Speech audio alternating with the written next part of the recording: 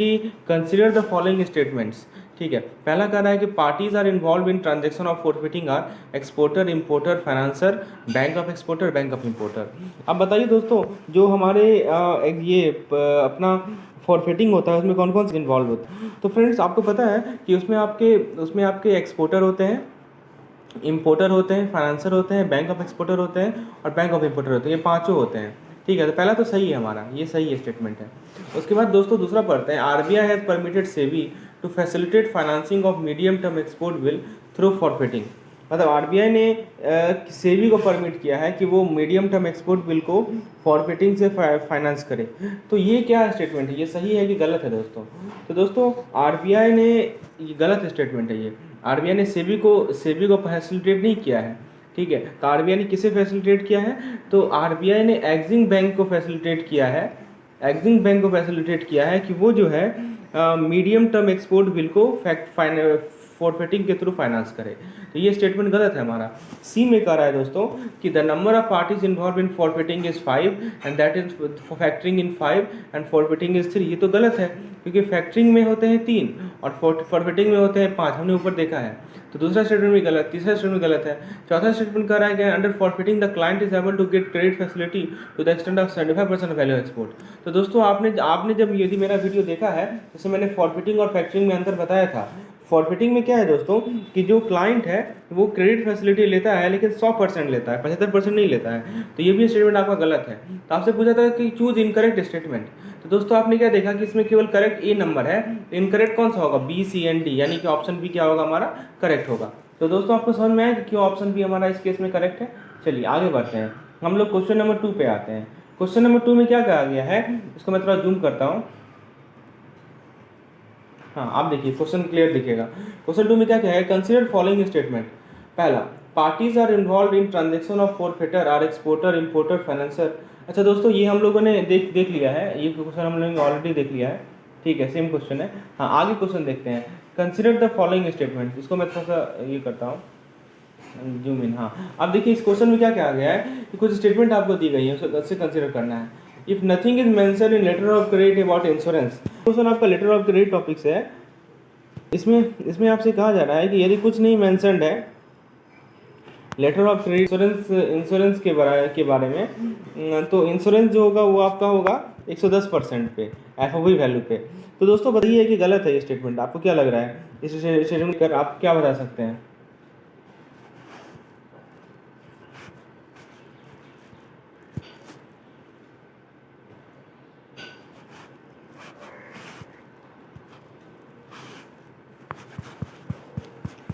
तो फ्रेंड्स देखिए, ये जो स्टेटमेंट कर रहा है कि आपका इंश्योरेंस नहीं, कुछ नहीं मेंशन है, तो लेटर ऑफ क्रेडिट इंश्योरेंस जो होगा वो 110% होगा। ये स्टेटमेंट गलत है आपका, कि लेकिन गलत इस मायने में है कि 110% किसका कर रहा है, तो 110% कर रहा है एफओबी वैल्यू का। ये गलत है, ये एफओबी नहीं होगा, ये होगा हमारा सीआईएफ वैल्यू। इसीलिए स्टेटमेंट 1 गलत है।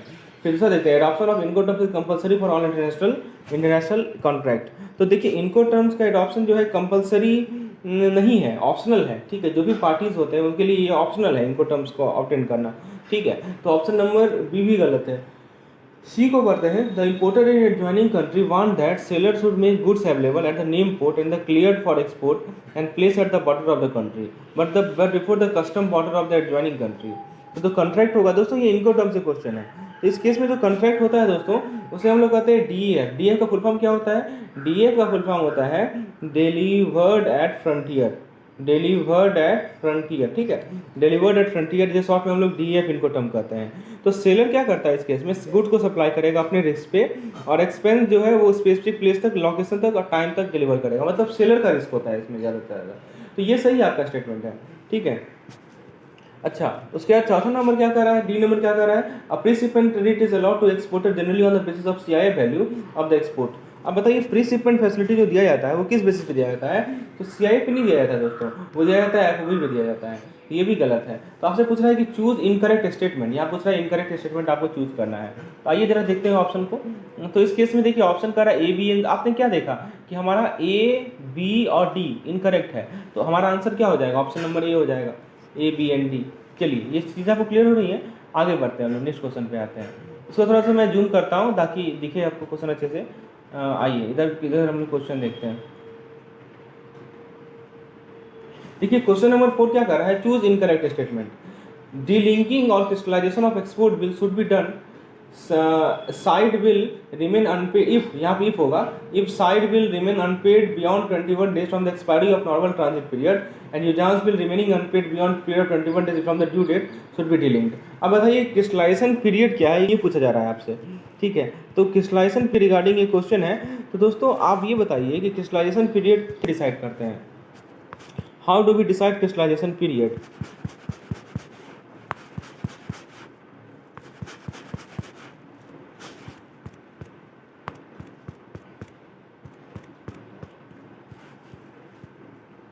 तो दोस्तों देखिए जो यहाँ पे है ना, ये जो 21 डेज का टाइम लिमिट है ये गलत है, ठीक है। एडी को जो ऑथराइज डीलर हैं वो लोग को फ्री हैं, वो डिसाइड करेंगे खुद से कि क्या पीरियड रहना चाहिए, ठीक है, कब क्रिस्टलाइजेशन करना है, तो ये फ्री है। तो ऑप्शन नंबर ये हमारा गलत है। ऑप्शन बी कह रहा है कि the purpose of duty drawback is to refund excise and custom duty. अब दोस्तों ड्यूटी ड्रॉबैक आपने पढ़ा होगा कि एक तरह से आप जब पोस्ट शिपमेंट फाइनेंस पढ़ रहे होंगे तो उसमें 6 तरीका मैंने बताया था, तो उसमें से एक तरीका है ड्यूटी ड्रॉबैक का, है ना, आपको पता होगा।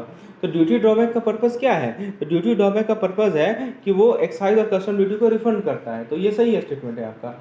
सी नंबर कर रहा है कि for direct export the packing credit so normally be granted only against letter of credit और फर्म ऑर्डर। तो दोस्तों डायरेक्ट एक्सपोर्ट के लिए क्या नियम है कि जो पैकिंग क्रेडिट है वो आपको ग्रांट करना है, किसके against, against letter of credit और फर्म ऑर्डर, ये कर रहा है आपसे। तो बताइए क्या सही स्टेटमेंट है इसका। तो ये स्टेटमेंट आपका सही है, ठीक है, कि डायरेक्ट एक्सपोर्ट के लिए आपको पैकिंग क्रेडिट ग्रांट करते हैं, या तो आप लेटर ऑफ क्रेडिट के अगेंस्ट ग्रांट करेंगे या फॉर्म ऑर्डर ग्रांट करेंगे, तो ये भी सही है। और डी कह रहा है कि the amount of packing credit should normally exceed the cost of manufacture और FOB value of the export contract whichever is less. तो दोस्तों ये भी सही है, ठीक है। तो ये आपको मैंने बताया था कि पैकिंग क्रेडिट का जो अमाउंट है वो जो है आपका एफओवी वैल्यू यानी तो आपका कॉस्ट ऑफ मैन्युफैक्चर जो भी कम हो उससे ज़्यादा नहीं होना चाहिए, समझ में आया। तो दोस्तों इसमें कह रहा है कि चूज इनकरेक्ट स्टेटमेंट। तो इनकरेक्ट स्टेटमेंट कौन सा है बताइए, आपने क्या देखा, ए वाला स्टेटमेंट हमारा इनकरेक्ट है, तो आंसर हो जाएगा हमारा ऑप्शन ए, ठीक है। आगे देखते हैं हम लोग, नेक्स्ट क्वेश्चन देखते हैं।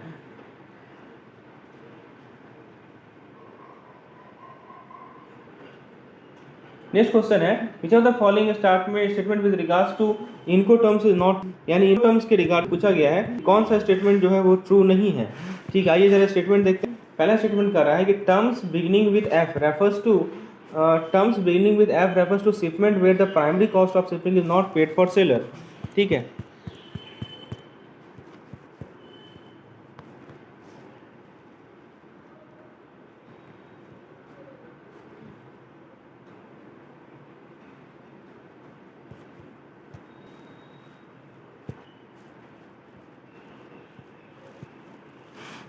टर्म्स इसमें कह रहा है दोस्तों, जो टर्म हमारा ऐप से बिगिन होता है वो उसके लिए होता है, उस सेलर के लिए होता है जहाँ पे प्राइमरी कॉस्ट ऑफ शिपिंग जो है वो सेलर ने नहीं पेड किया है। तो दोस्तों आपने पढ़ा है कि जो इनको टर्म्स होते हैं उसमें बहुत सारे टर्म्स होते हैं, तो ये हमारा सही स्टेटमेंट है। यहाँ पे क्या है कि ये जो स्टेटमेंट है हमारा सही है, ठीक है। Terms beginning with F refers to shipment where the primary cost, ये भी सही है। फिर दूसरा कह रहा है कि terms beginning with C deals with shipment where seller pay for shipping, ये भी सही है।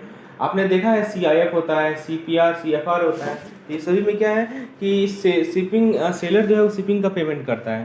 दूसरा कह रहा है कि E terms occurs when the seller responsibility are fulfilled when the goods are ready to depart from their facility, ये भी सही है। और चौथा कह रहा है कि D terms cover shipment where the shipper और सेलर्स रिस्पॉन्सिबिलिटी एंड्स, और लास्ट में कह रहा है कि when the goods arrive at some specific point. तो ऑप्शन देखिए 1 2 and 3 are correct, 2 3 and 4 are correct, 1 3 and 4 are correct, all are correct. तो ये सभी का सभी स्टेटमेंट क्या है आपका यहाँ पे सही, all the statements are correct, ठीक है। चलिए उसके बाद हम लोग एक केस स्टडी देखते हैं दोस्तों, let us see a case study. इस स्टडी में कहा गया है कि consider the following statement. Statement में क्या क्या कहा गया, पहले ये केस स्टडी नहीं है, स्टेटमेंट ही है हमारा, ठीक है। आइए जरा इसे हम लोग देखते हैं। अ पैकिंग क्रेडिट वाज ग्रांटेड, इस क्वेश्चन में क्या कहा गया है दोस्तों कि अब एक पैकिंग क्रेडिट को ग्रांट किया गया against an export order, but the export could not takes place, interest at domestic rate.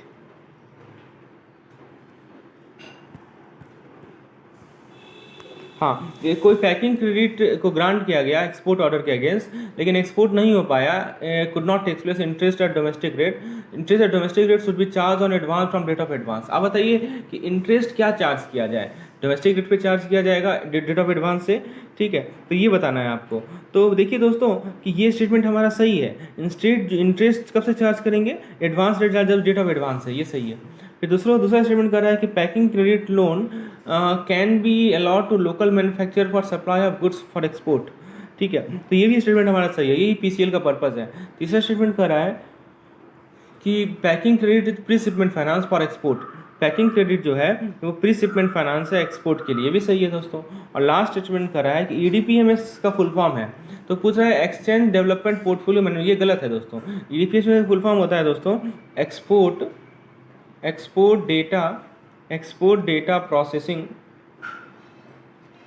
Data processing and monitoring system, ठीक है, तो ये गलत है। तो पूछ रहा है कि विच of the choose the correct statement, तो एबीसी करेक्ट है हमारा, तो ऑप्शन नंबर क्या होगा, ऑप्शन नंबर ए सही है हमारा, ठीक है। एबीसी स्टेटमेंट यहाँ पे क्या है दोस्तों हमारा सही है, ए सही है हमारा। नेक्स्ट क्वेश्चन देखते हैं दोस्तों। अब ये क्वेश्चन हम उससे है, इस क्वेश्चन में देखते हैं क्या कर रहा है हमें। इस क्वेश्चन में कह रहा है दोस्तों कि consider following statement as per UCPD 600 in transferable letter of credit can be transferred any number of times, ठीक है, मतलब लेटर ऑफ क्रेडिट को आप कितना बार भी ट्रांसफर कर सकते हैं। फिर दूसरा कह रहा है कि Incoterms stand for Indian commercial term. Third कह रहा है कि Incoterms provide least responsibility to the seller is DDP. चौथा कह रहा है कि Incoterms CIP means inclusive of carrier and insurance. तो आपको क्या करना है कि इनकरेक्ट स्टेटमेंट को चूज करना है, ठीक है, you have to choose the incorrect statement.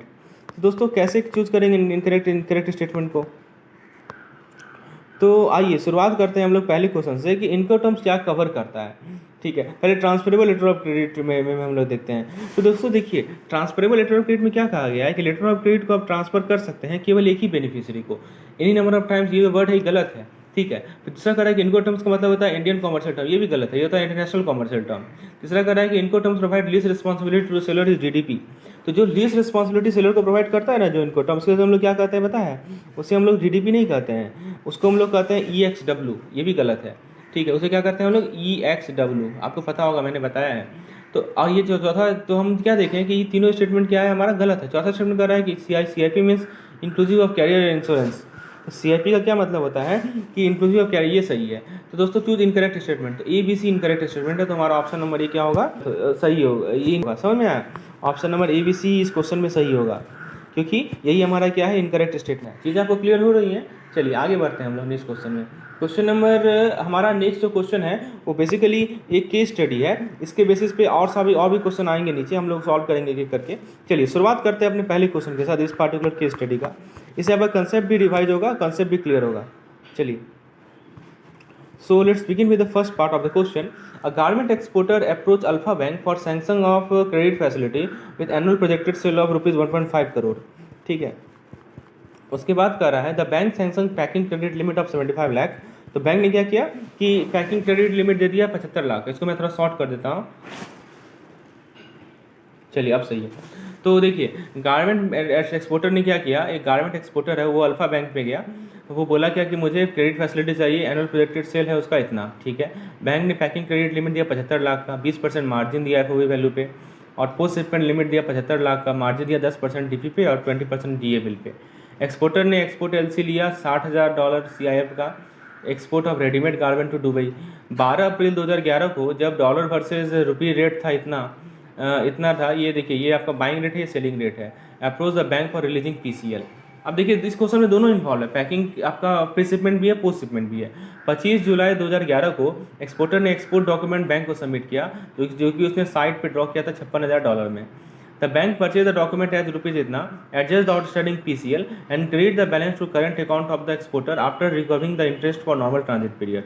The document are realized on 30 July 2011 after deduction of foreign bank charges of $250, ठीक है। तो अब देखिए यहाँ पे चार्जेस आपको इंटरेस्ट का चार्ज दिया हुआ है। अब क्वेश्चन पूछ रहा है कि how much can the bank allow as packing credit to the exporter against the given export order consider profit margin of इतना। चलिए दोस्तों इस क्वेश्चन को सॉल्व करते हैं हम लोग। पहले क्वेश्चन को सॉल्व करने से पहले एक बार समझते हैं कि क्या क्या यहाँ पे कब क्या हो रहा है वो जरा देखते हैं, टाइमलाइन देखते हैं। तो आइए सबसे पहले क्या देखें हम लोग, देखिए बैंक यहाँ पे आपका बैंक ने सैंक्शन किया पैकिंग क्रेडिट लिमिट 75 लाख का, तो हम यहाँ लिख लेते हैं शॉर्ट में, ठीक है, ताकि क्योंकि जो चीज़ काम आसान करने के लिए क्या करते हैं उसको हम लोग शॉर्ट में लिखते हैं दोस्तों।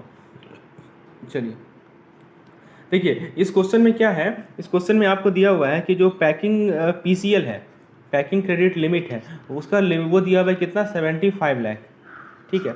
PCL दिया हुआ है 75 लाख का, और इस पे मार्जिन दिया हुआ है, मार्जिन दिया हुआ है 75% ऑन, ये हमेशा FOB पे होता है आपको पता है, ठीक है। और पोस्ट शिपमेंट क्रेडिट जो है, पोस्ट शिपमेंट क्रेडिट वो आपको दिया हुआ है, वो कितना दिया हुआ है दोस्तों, वो है हमारा वो भी 75 लाख का है, ठीक है। और इस पे जो मार्जिन है वो 10% है DP पे, और आपका 20% है DA बिल पे। तो एक्सपोर्टर ने क्या किया, एक्सपोर्ट LC रिसीव किया, LC का वैल्यू कितना दे रखा है, $60,000 दिया हुआ है, $60,000 का LC उसने एक्सपोर्टर ने रिसीव किया, ये CIF दिया हुआ है, ठीक है, ताकि वो एक्सपोर्ट करे रेडीमेड गारमेंट को दुबई में।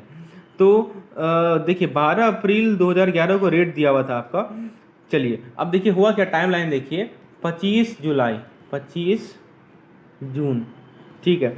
इसमें क्या किया, एक्सपोर्टर ने एक्सपोर्ट डॉक्यूमेंट बैंक को सबमिट किया, जो कि साइट पे उसने ड्रॉ किया था, ठीक है, फॉर साइट ऑफ $56,000। चलिए तो exporter receive an export LC for $60,000, और उसने क्या किया, जो 56,000 का जो है का डॉक्यूमेंट जो है बैंक को सबमिट कर दिया, अपने बैंक को सबमिट कर दिया 25 जून को, ठीक है। और उसके बाद बैंक ने क्या किया कि डॉक्यूमेंट को परचेज किया किस रेट पे, 41.15/20 adjust outstanding PCL and credit the balance to the current account of the exporter after recovering interest for normal transit period. चलिए ठीक है। उसके बाद the documents are realize on 30 July, ये रियलाइजेशन डेट देखिए कब है, डॉक्यूमेंट कब रियलाइज हुआ, 30 जुलाई को रियलाइज हुआ, ठीक है, रियलाइज हुआ डॉक्यूमेंट, ठीक है। और उसके बाद डिडक्शन हुआ फॉरेन बैंक चार्ज $250 का। अब देखिए चार्जेस क्या क्या दिया हुआ, ये आपको क्वेश्चन समझ में आ गया होगा। अब चार्जेस देखिए क्या दिया हुआ है कि जो आपका चार्ज है वो देखिए, इंटरेस्ट रेट जो है वो कितना है, तो इंटरेस्ट रेट आपको दिया हुआ है कि PCL का है 180 दिन तक 8%, ठीक है। उसके बाद 9% ऑफर 180 दिन से ऊपर 360 दिन तक 9%, और पोस्ट शिपमेंट का देखिए चार्ज दिया हुआ है 8% for DP document and for DA document up to 90 days and. तो देखिए ये सब आपको रेट दिया हुआ है, ये आपको काम आएगा जब आप इंटरेस्ट को कैलकुलेट करेंगे। तो आइए दोस्तों पहला क्वेश्चन देखते हैं, how much the bank can allow, पहला पार्ट है आपका, how much the bank can allow as packing credit to the exporter against the given order considering the profit margin of 10% and insurance rate. चलिए आइए दोस्तों इसे solve करते हैं हम लोग, एक एक कंसेप्ट को यहाँ पे मैं आपको समझाता हूँ कि कैसे इसे सॉल्व किया जाए। तो दोस्तों देखिए जो हमारा पैकिंग क्रेडिट होता है वो किसके बेसिस पे रियलाइज होता है, वो रियलाइज होता है हमारा FOB वैल्यू पे, आपको पता है, ठीक है, ओके। अब देखिए दोस्तों आपको इस क्वेश्चन में दिया क्या हुआ है, आपको इस क्वेश्चन में LC का CIF वैल्यू दिया हुआ है ना, $60,000 दिया हुआ है, ठीक है। तो आप क्या करेंगे कि आप इसके प्रॉफिट मार्जिन और इंश्योरेंस को देखिए, तो प्रॉफिट मार्जिन और इंश्योरेंस कितना का है जरा देखिए, क्वेश्चन में दिया हुआ है क्या, क्वेश्चन में आप देखिए जरा, प्रॉफिट मार्जिन और इंश्योरेंस आपको दिया होगा, पढ़िए यहाँ देखिए, ये देखिए आप LC, हाँ 20% मार्जिन दिया हुआ है, और इंश्योरेंस भी देखिए आपको दिया होगा, इंश्योरेंस जो है आपका वो है 16 का, ठीक है, 16 का FOB value and post shipment credit इतना, और इंश्योरेंस जो इस केस में हो रहा है दोस्तों वो आपको यहाँ नीचे दिया हुआ है, ठीक है, हाँ। तो यहाँ पे देखिए यहाँ लिखा हुआ है प्रॉफिट मार्जिन है 10% और इंश्योरेंस एंड फ्रेट कॉस्ट 16%, तो दो चीज़ यहाँ पे दिखा हुआ है साफ साफ, ठीक है। तो आप ये बताइए कि यदि हम इन दोनों को जोड़ दें, प्रॉफिट मार्जिन और इंश्योरेंस को जोड़ दें, इंश्योरेंस फ्रेट कॉस्ट जो भी है CIF जो भी इसको जोड़ दें, तो कितना हो जाएगा, 26% हो जाएगा, ठीक है। तो इस बेसिस पे हम लोग FOB तो निकाल सकते हैं ना, FOB कैसे निकालेंगे, FOB क्या होता है, CIF माइनस 26% ऑफ CIF, यही होता है ना, आपको कंसेप्ट क्लियर रखना है इस चीज़ को। तो बताइए CIF कितना है हमारा, तो CIF है हमारा 60,000, ठीक है, और इसका 26% निकाल लीजिए, तो 60,000 माइनस 26% ऑफ 60,000, ठीक है, यानी कि 74% ऑफ 60,000, तो ये आपको मिलेगा, आपको मिल जाएगा 44,400, $44,400 में मिलेगा, ये किस करेंसी में रहेगा, डॉलर में मिलेगा, ठीक है। अब दोस्तों ये चीज़ तो क्लियर हो गया। अब दोस्तों यहाँ पे देखिए इसी बेसिस पे क्या होगा, इसे PCL मिलेगा। अच्छा अब आप ये बताइए दोस्तों कि जो हमारा ये आपसे क्वेश्चन क्या कर रहा है, क्वेश्चन कर रहा है कि कितना PCL इसको रियलाइज करें, यही कर रहा है ना, कि how much the bank to packing credit to the exporter, ठीक है। तो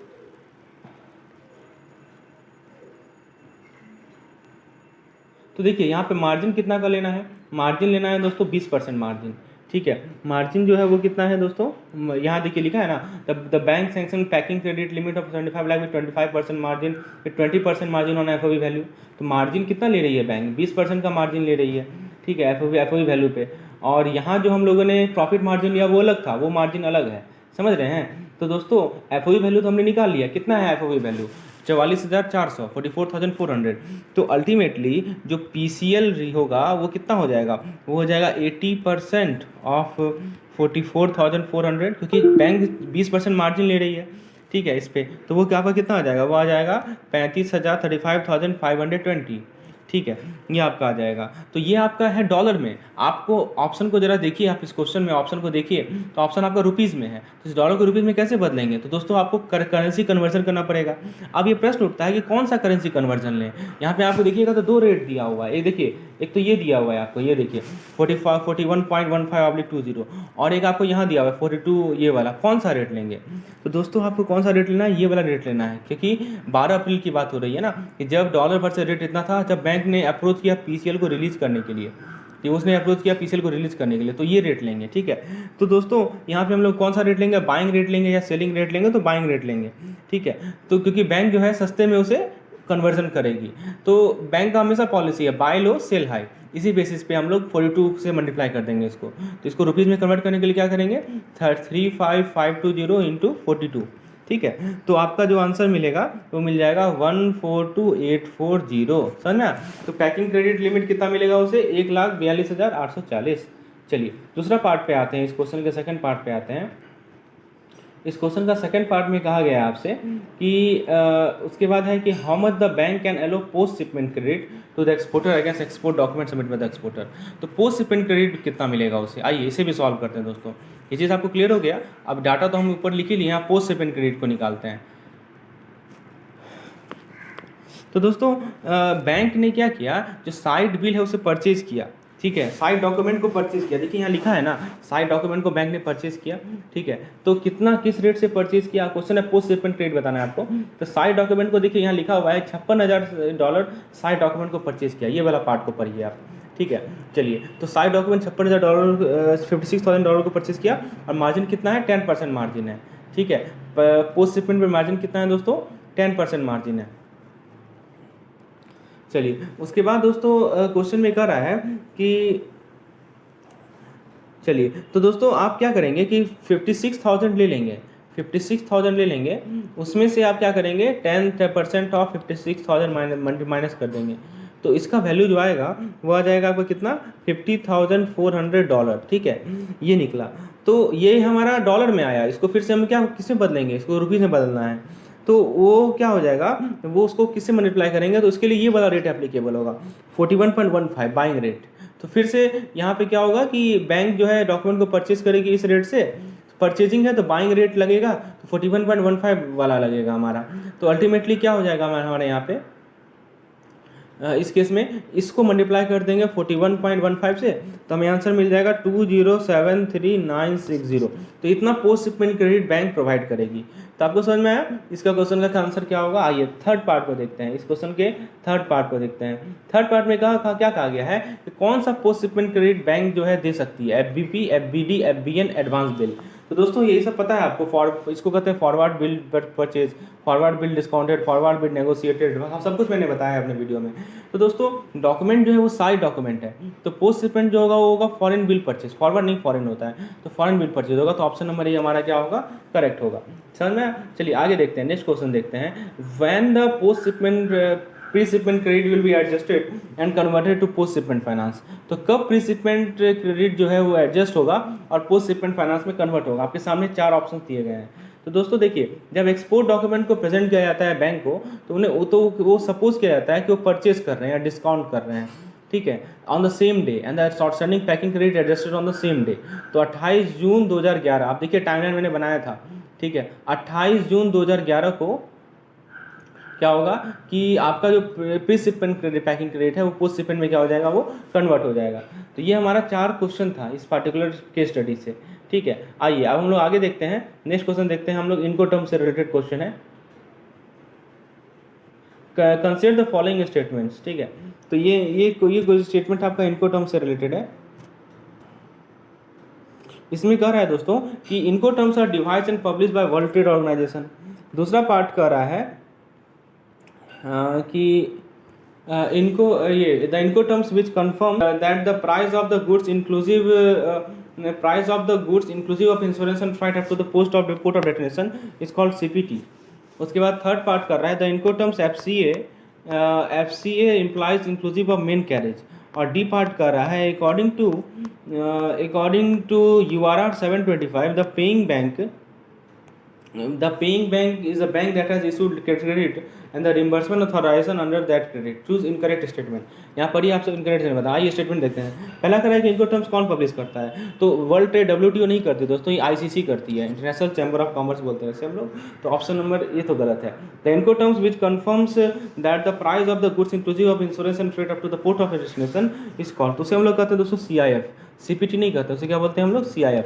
तो ये भी गलत है।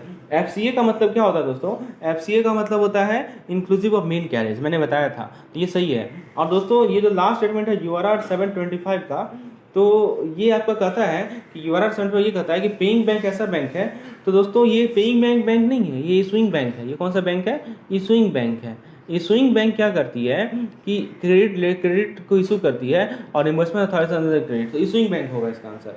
तो आप क्या देख सकते हैं, डी भी गलत हो गया। तो पूछ रहा है इनकरेक्ट कौन सा है, तो हमने ए गलत देखा, बी गलत देखा और डी गलत देखा, तो ऑप्शन नंबर सी हमारा क्या हो जाएगा, यहाँ पे सही हो जाएगा। तो दोस्तों आपको समझ में आ गया होगा, यहाँ पे ऑप्शन नंबर सी यहाँ पे सही है। आइए नेक्स्ट क्वेश्चन देखते हैं हम लोग, क्वेश्चन नंबर 10 को देखते हैं। 10 में कह रहा है कि हाँ ये तो हम लोगों ने देख लिया कि पीस शिपमेंट कब पैकिंग में बदलेगा, ठीक है। तो दोस्तों उसी वो जो केस स्टडी हमने देखा था ना, उसी पे बेस्ड ये भी क्वेश्चन है। अभी जो हम लोगों ने केस स्टडी देखा था उसी पे बेस्ड ये सेकंड पार्ट है उसका, ठीक है। आइए इसे हम लोग सॉल्व करते हैं हम लोग।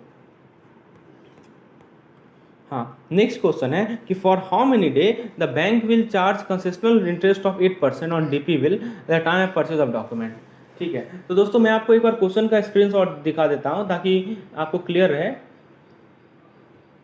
हाँ तो मैं आपको क्वेश्चन का एक स्क्रीनशॉट दिखा देता हूं। ये देखिए ये हमारा क्वेश्चन है, ठीक है। इसका मैं स्क्रीनशॉट ले लेता हूं ताकि बार बार मुझे यहाँ नहीं आना पड़े।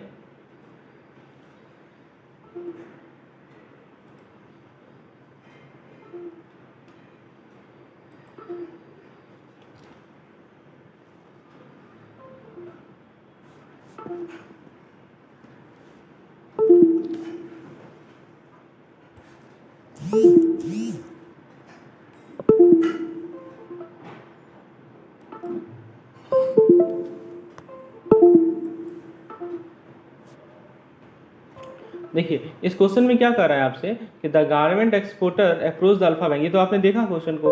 अब आइए इसके बेसिस पे जो क्वेश्चन था उससे हम लोग देखते हैं।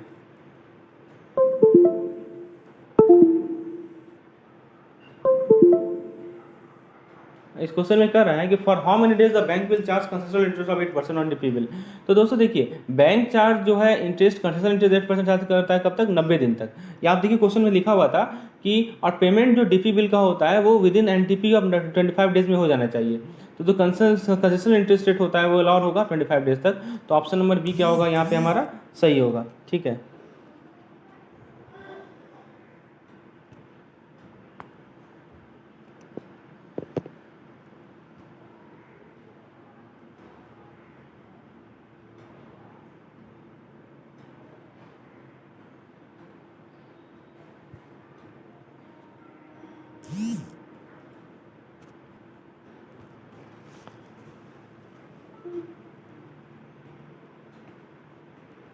नेक्स्ट क्वेश्चन है how much interest the bank will charge on packing credit advance.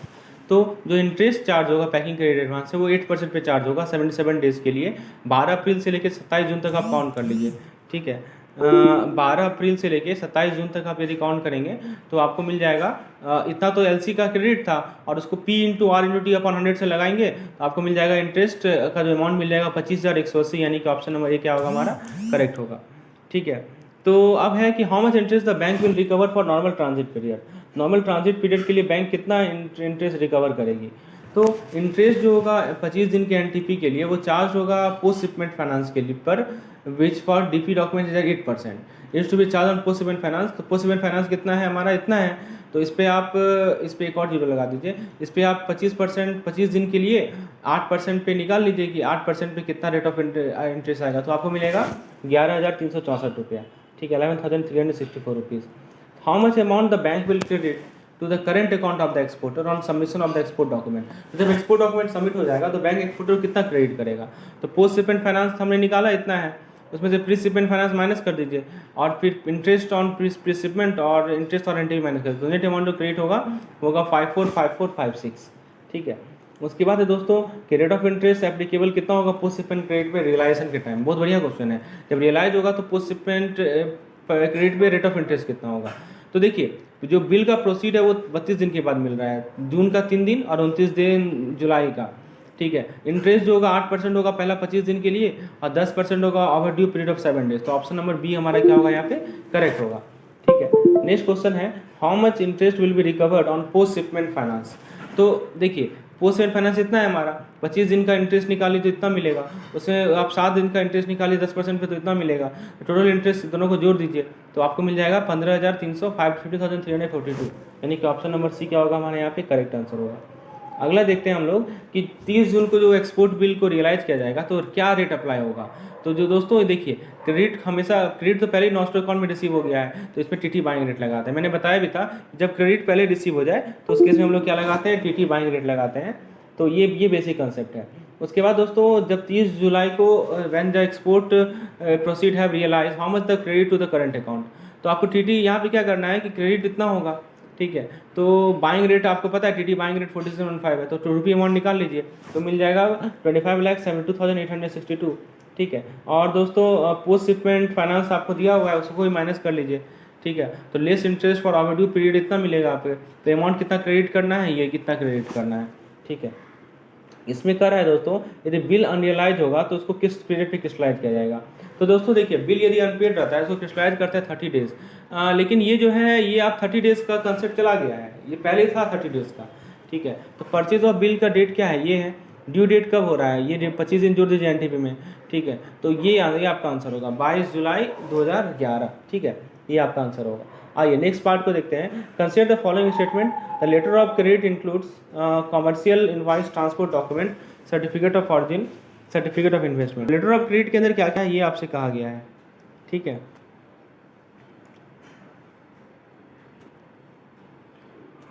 इसमें लेटर ऑफ क्रेडिट में कौन कौन सा डॉक्यूमेंट्स आता है उससे रिगार्डिंग ये क्वेश्चन है। तो इसमें कह रहा है कि लेटर ऑफ क्रेडिट में आपका पहला है कि इसमें कमर्शियल इनवॉइस आएगा, ट्रांसपोर्ट डॉक्यूमेंट आएगा, सर्टिफिकेट ऑफ ऑरिजिन आएगा और सर्टिफिकेट ऑफ इन्वेस्टमेंट आएगा। उसके बाद दोस्तों दूसरा कह रहा है कि certificate of origin is mean to prove which country is to import. तीसरा कह रहा है certificate of origin must be sign. और चौथा कह रहा है कि certificate of origin accompanying document must be issued by custom official. Choose incorrect statement. यहाँ पे क्या स्टेटमेंट आपको चूज करना है? इनकरेक्ट स्टेटमेंट चूज करना है, ठीक है। चलिए शुरुआत करते हैं सबसे पहले क्वेश्चन के साथ, सबसे पहले स्टेटमेंट के साथ। तो दोस्तों लेटर ऑफ क्रेडिट में क्या क्या आता है आपका कि कमर्शियल इनवॉइस आएगा, ट्रांसपोर्ट डॉक्यूमेंट आएगा, सर्टिफिकेट ऑफ ऑरिजिन आएगा, लेकिन सर्टिफिकेट ऑफ इन्वेस्टमेंट नहीं आता है, ठीक है। तो ए नंबर आपका क्या है? सही है, ठीक है। बी में देखिए certificate of origin is mean to prove which country is to import. तो सर्टिफिकेट ऑफ ऑरिजिन से क्या होता है? ये पता चलता है कि किस कंट्री में गुड ऑरिजिनेट हुआ है। ये गलत है। किस कंट्री में आपका गुड ऑरिजिनेट हुआ है वो पता चलता है सर्टिफिकेट ऑफ ऑरिजिन से। नाम ही है ऑरिजिन, कहाँ पे ऑरिजिन हुआ गुड, इसीलिए ये भी गलत है। Certificate of origin must be signed. अब देखिए ये बहुत इंपॉर्टेंट चीज़ है कि सर्टिफिकेट ऑफ ऑरिजिन जो है वो साइन किया जाएगा किसके द्वारा? Chamber of commerce of exporter country. तो ये सही है। और चौथा कह रहा है कि certificate of document must be issued by customer. ये भी गलत है। मैंने बताया ना कि सर्टिफिकेट ऑफ ऑरिजिन कौन इशू करता है? तो चैम्बर ऑफ कॉमर्स, याद रखिएगा, चैम्बर ऑफ कॉमर्स। ये आपको ध्यान रखना है, बुक में दिया हुआ है, ठीक है। तो सर्टिफिकेट ऑफ ऑरिजिन जो है ये चैम्बर ऑफ कॉमर्स ऐड करता है, ठीक है।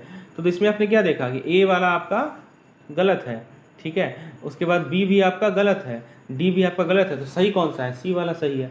तो ज़रा आपको इनकरेक्ट बताना है। ए बी और डी क्या है आपका? इनकरेक्ट है। तो ए बी और डी कहाँ पे है? यहाँ पे है। तो ये हमारा सही हो जाएगा, ठीक है। आगे देखते हैं हम लोग, नेक्स्ट क्वेश्चन देखते हैं। नेक्स्ट क्वेश्चन में कह रहा है कंसीडर द फॉलोइंग स्टेटमेंट, ठीक है। तो इफ़ द ओवरसीज सप्लायर, अब देखिए ये क्वेश्चन हम लोग इसमें क्या कर रहा है, consider the following statement. If the overseas supplier of good extend credit to the importer for period of more than 6 month but for less than 3 year, it is called ECB। ठीक है, उसको कहते हैं हम लोग ECB। ये सही है कि गलत है आपको बताना है। उसके बाद दोस्तों कह रहा है कि दूसरा स्टेटमेंट कह रहा है, the payment is to be made for deferred payment arrangement for period extending 6 month up to 3 year, it's treated as trade credit. ठीक है, और दोस्तों उसके बाद कह रहा है कि if the advance again export bill when the shipment is already made, it's called EBRD।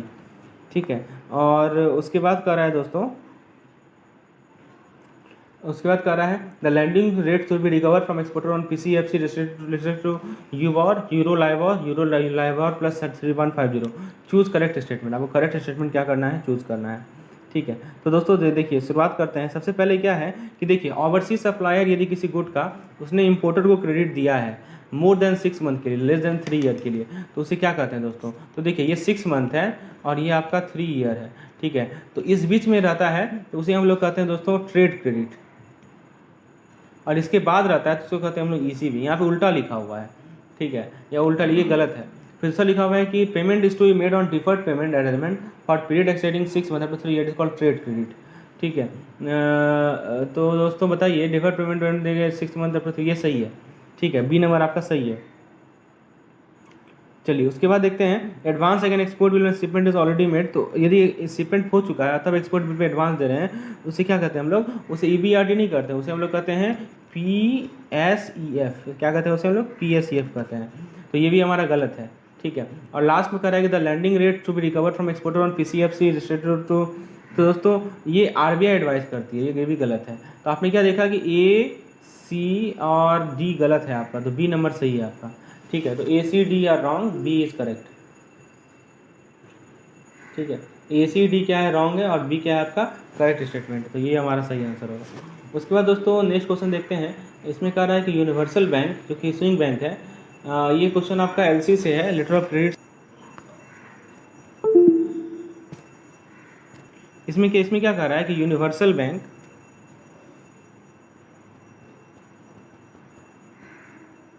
Universal bank ने क्या किया, यूनिवर्सल बैंक ने डॉक्यूमेंट को रिसीव किया under LC from popular bank जो कि नेगोशिएटिंग बैंक, कब, तो 22 दिसंबर को रिसीव किया। It took 1 day to check the document and forwarded the document for acceptance by applicant on December 29। अब देखिए ये टाइम लाइन है तो उसको हम लोग टाइम लाइन पर शो करते हैं तो आपको कंसेप्ट क्लियर रहेगा। देखिए इसमें क्या कर रहा है कि यूनिवर्सल बैंक ने रिसीव किया डॉक्यूमेंट को पॉपुलर बैंक से जो कि नेगोशिएटिंग बैंक है 22 दिसंबर को। तो यहाँ पे क्या है, 22 दिसंबर को उसने रिसीव किया। ठीक है, रिसीव डॉक्यूमेंट। उसके बाद क्या कर रहा है दोस्तों, उसके बाद कह रहा है कि it forwarded the document for acceptance by the applicant. ठीक है, और तो 29 दिसंबर को क्या हुआ, एप्लीकेंट ने कुछ इंश्योरेंस पॉलिसी जो है करेंसी डिफरेंस है ये पॉइंट किया, कब 20 जुलाई को। और 25 दिसंबर ये था हॉलीडे था, 27 दिसंबर संडे था। तो opening bank immediately inform the negotiating bank about this discrepancy by the way of email and south direction for disposal of the document.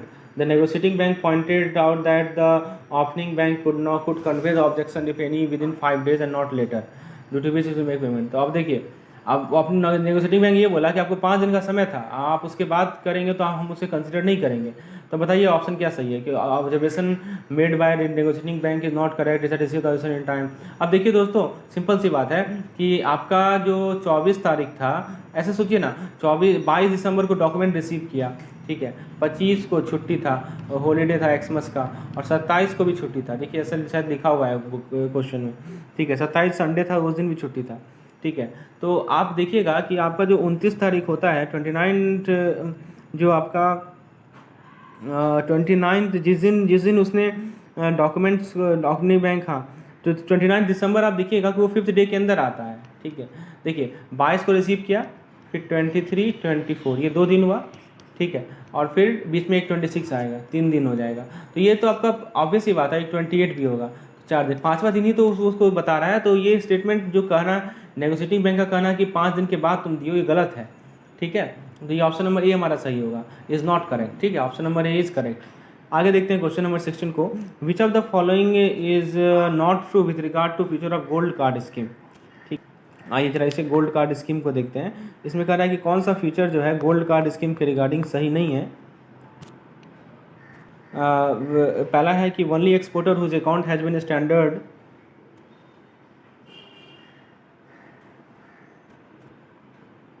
हाँ खाली वो एक्सपोर्टर जिनका अकाउंट आपका स्टैंडर्ड था 3 साल के लिए, वो एलिजिबल है। दूसरा कह रहा है कि gold card holder will be given preference in granting packing credit in foreign currency PCFC। ठीक है। तीसरा कह रहा है कि time norm for disposal of fresh application for credit under the scheme will be 25 days. और चौथा कह रहा है कि gold card for exporter will be issued for period of 5 year. तो दोस्तों गोल्ड कार्ड जो है वो है ना, पहला 3 आपका सही है। ठीक है। अब ये कि जिनका 3 साल तक स्टैंडर्ड है वो जो है इसके कर सकते हैं। गोल्ड कार्ड होल्डर को PCFC दिया जाएगा, प्रेफरेंस दिया जाएगा। और time on the face application का 25 दिन। लेकिन ये जो कर रहा है कि 5 साल ही गलत है, ये 3 साल के लिए इशू होता है। तो ऑप्शन नंबर डी क्या है हमारा, गलत है। समझ में। चलिए आगे देखते हैं हम लोग, नेक्स्ट क्वेश्चन देखते हैं। क्वेश्चन नंबर 17 को देखते हैं। क्वेश्चन नंबर 17 को थोड़ा जूम करके बताते हैं आपको। इसमें क्या कर रहा है दोस्तों, इसमें कह रहा है कि कोई कंसाइनमेंट है जो एक्सपोर्टर ने शिप किया 9 जनवरी 2011 को। चलिए बात क्या हुआ, उसने तो शिप कर दिया 9 जनवरी 2011 को। उसके बाद दोस्तों इसमें कह रहा है कि इंश्योरेंस पॉलिसी का डेट है 12 जनवरी, लेकिन इसमें कह रहा है कि इंश्योरेंस कवर इफेक्टिव है 9 जनवरी 2011 से। चलिए उसके बाद दोस्तों कह रहा है नेक्स्ट पार्ट,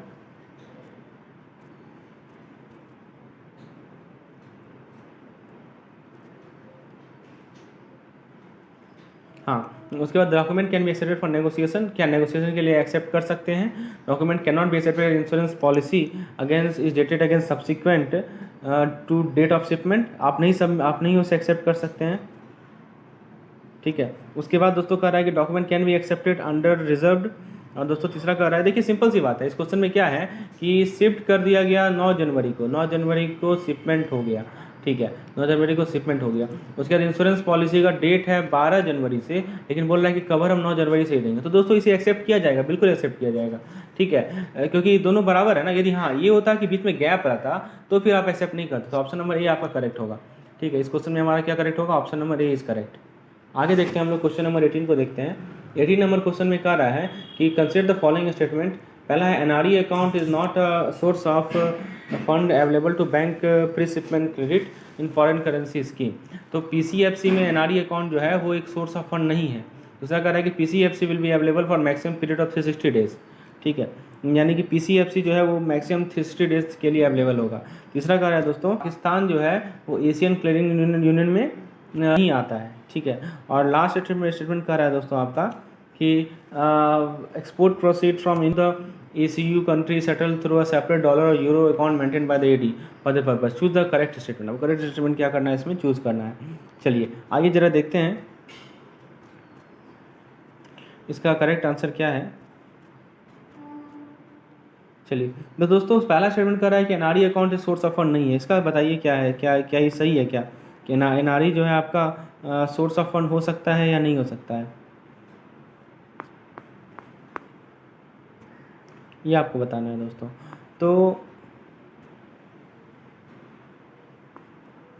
देखिए जहाँ तक सोर्स ऑफ फंड की बात है, PCFC स्कीम के अंदर जो सोर्स ऑफ फंड है वो मैं आपको बता देता हूँ। देखिए एक तो EFC से होगा, ठीक है, दूसरा होगा हमारा RFC से होता है, और तीसरा होता है दोस्तों हमारा FCNR से।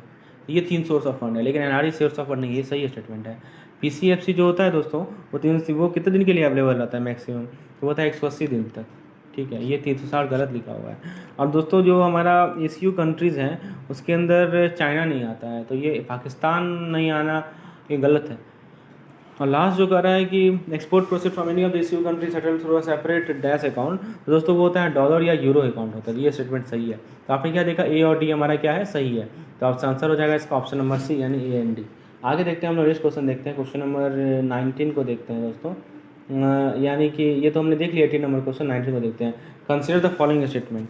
ये हमारा लेटर ऑफ क्रेडिट से क्वेश्चन है। इसमें क्या कह रहा है कि bill of landing is a document issued by the shipper, it is evidence of contract to carry goods and receipt of the good. तो दोस्तों बिल ऑफ लैंडिंग के बारे में हम लोग बात करते हैं।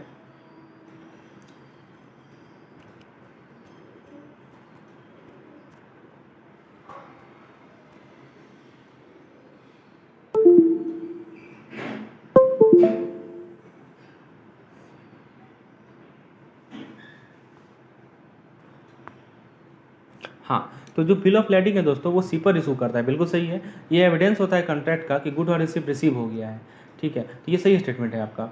फिर बी कह रहा है कि bill of lading is a document issued by common carrier specifying that has receive the food for shipment, it can serve a title of the good. तो ये गलत है दोस्तों कि बिल ऑफ लेडिंग जो है ये गलत है आपका। फिर कह रहा है कि the letter of credit was issued on 1/8/2009, ठीक है, 1/8/2009 को लेटर ऑफ क्रेडिट इशू किया। बिल ऑफ लेडिंग को प्रेजेंट किया गया 10/8/2009 को एंड एलसी के अंदर, और एलसी का डेट था 25/7/2009। तो एलसी इस एस्पेक्ट पे साइलेंट है, तो ईडी क्या करेगी? तो दोस्तों इस केस में ईडी जो है क्या करेगी दोस्तों, बिल ऑफ लेडिंग को एक्सेप्ट करेगी यदि ऑर्डर में है तो, ठीक है, तो ये हमारा गलत है, नॉट एक्सेप्ट वाला गलत है। लास्ट कर रहा है कि bill of lading issued by shipping company the remarks reading 10 pack found in defective package has been made, जैसा bill of lading call still bill. No दोस्तों, यदि आपका ऐसा कुछ मिलता है ना, उसे हम लोग कहते हैं क्लॉज बिल ऑफ लेडिंग। क्या बोलते हैं? Clause bill of BOL, clause bill of lending, ठीक है। तो दोस्तों आपने क्या देखा कि हमारा स्टेटमेंट नंबर ए और सी क्या है, सही है, ठीक है। तो करेक्ट आंसर आपसे पूछ रहा है कि इनकरेक्ट स्टेटमेंट, तो बी और डी इनकरेक्ट स्टेटमेंट होगा। क्या होगा? बी और डी, यानी कि ऑप्शन नंबर बी आपका सही होगा, ठीक है। इनकरेक्ट पूछ रहा था, करेक्ट है हमारा ए और सी। आगे देखते हैं, which of the following is not correct regarding Asian clearing union. तो हमने एशियन क्यूरियन यूनियन के बारे में देखा था, ACU के बारे में, एक बार फिर से देखते हैं। पहला स्टेटमेंट कह रहा है देयर आर नौ कंट्री हैं ACU में, ठीक है। दूसरा स्टेटमेंट कि there are the last country join ACU Myanmar. तीसरा स्टेटमेंट कह रहा है कि आपका द सेटलमेंट जो होता है ACU में डॉलर में होता है या यूरो में होता है, ठीक है।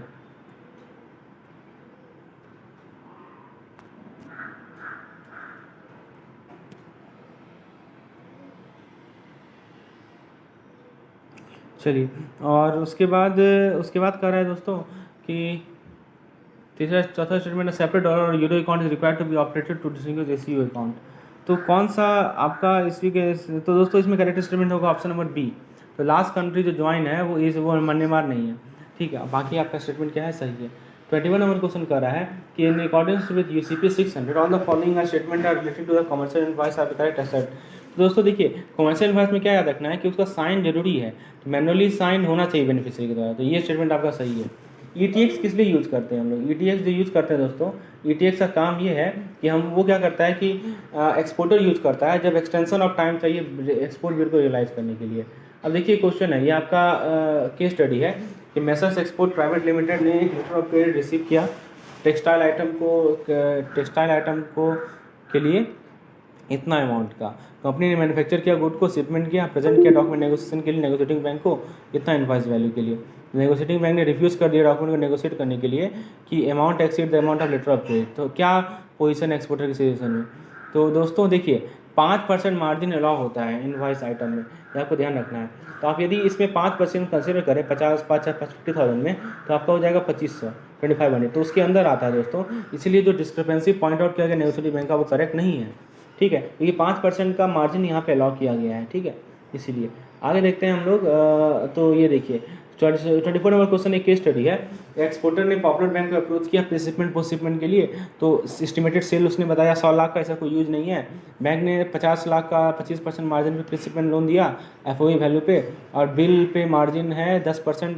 देखिए FBD का दिया हुआ है आपको बिल 10% मार्जिन, फिर उसके बाद 20% यूजांस बिल पे मार्जिन है। तो फर्म ने एक ऑर्डर लिया USD 50,000 CIF का। समझिए, आप देखिए क्वेश्चन को, इसमें जो जो काम का चीज़ है उसे नोट करते चलिए, तो आपका क्या होगा कि दोबारा नहीं पढ़ना पड़ेगा आपको, नहीं तो आपको 2-3 बार पढ़ना पड़ेगा क्वेश्चन को। और ये प्री शिपमेंट पे जो क्वेश्चन आता है, ये आपका न्यूमेरिकल, वो हर एक बार आने की ज़्यादा संभावनाएं हैं। आइए इसे देखते हैं हम लोग। तो दोस्तों देखिए, सबसे पहला है कि फर्म को ऑर्डर मिला कितना, 50,000 USD का, तो इसको लिख दीजिए यहाँ पे 50,000 USD का, ठीक है। 50,000 USD आप नोट करिए, 50,000 USD CIF पे। चलिए, CIF आपको वैल्यू दे दिया है कॉस्ट इंश्योरेंस फ्रेट का। उसके बाद है दोस्तों 1/1/2017 यानी 1 जनवरी 2017 को, ठीक है। इसको हम लोग क्या करते हैं,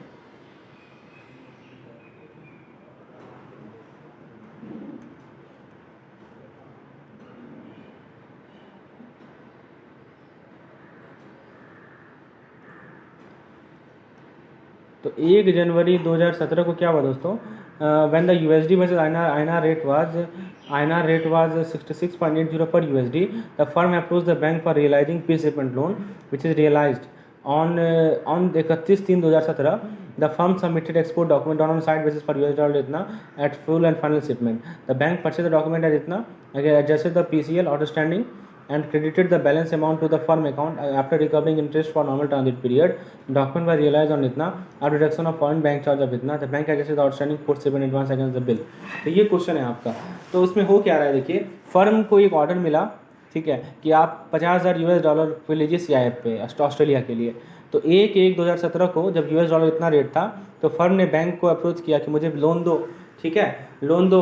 तो प्री शिपमेंट क्रेडिट नाम ही है प्री शिपमेंट, शिपमेंट से पहले क्रेडिट मिलेगा. तो 31/3/2017 को उसने शिपमेंट करके उसने डॉक्यूमेंट को सबको सबमिट कर दिया, ठीक है. और उसने क्या किया, उस डॉक्यूमेंट के बेसिस पे एक एक्स्ट्रा लोन लिया $46,000 का, ठीक है.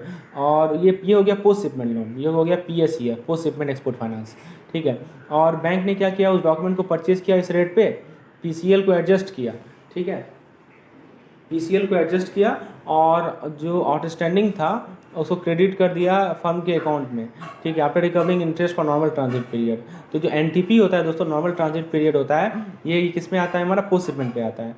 डॉक्यूमेंट का रियलाइजेशन कब हुआ, 30/4/2017 को, ठीक है. और कुछ चार्जेस भी बैंक ने काटे, तो बैंक ने फिर एडजस्ट किया पोस्ट शिपमेंट को बिल के अगेंस्ट. चलिए ये तो यहाँ तक क्लियर है. अब देखिए चार्जेस क्या है, इंटरेस्ट चार्जेस क्या है. प्री शिपमेंट लोन के लिए 7% है अप टू 90 डेज और 8% up to 90 days. Post shipment के लिए भी चार्जेस आपको दिया हुआ है, ठीक है. ये आपने देख लिया. आपसे पहला क्वेश्चन पूछ रहा है कि चलिए what is the amount that bank can allow as PCL to the exporter against the. देखिए फिर से वही बात, प्रॉफिट मार्जिन 10% का और फ्रेट कॉस्ट है आपका 10% का. तो बैंक जो है कितना अलाउ कर सकती है, आइए इसे सॉल्व करते हैं हम लोग. तो दोस्तों इस क्वेश्चन को सॉल्व करना है आपको. तो देखिए सिंपल सी बात है कि जो भी चीज़ हमारा PCL होता है वो किस पे होता है, FOB पे होता है. हमें दिया हुआ है CIF, तो CIF का FOB में बदलना पड़ेगा. तो कैसे बदलेंगे, तो इस प्रॉफिट मार्जिन और इंश्योरेंस को लीजिए, इस दोनों को जोड़ लीजिए तो कितना % हो जाएगा. तो दोस्तों देखिए FOB वैल्यू निकालने के लिए क्या करेंगे, 50,000 इंटू 66.80. आप पूछेंगे कि 66.80 कहाँ से आया. तो देखिए ये बेसिकली रेट कन्वर्जन है. डॉलर को हमने क्या किया, रुपीज़ में बदला है. और रुपीज़ कन्वर्जन का रेट देखिए आपको दिया हुआ है यहाँ क्वेश्चन में. देखिए यहाँ पे लिखा हुआ है ना कि 66.80 पर USD. तो इसको हम लोग पहले ही क्या किए, इसको डॉलर को रुपये में कन्वर्ट कर लिए. अच्छा, तो आपको मिल जाएगा इतना. ये आपका है CIF वैल्यू. इसमें से क्या करेंगे, जो आपका फ्रेट और इंश्योरेंस कॉस्ट है उसको क्या करेंगे, हम लोग सब्ट्रैक्ट करेंगे, ठीक है.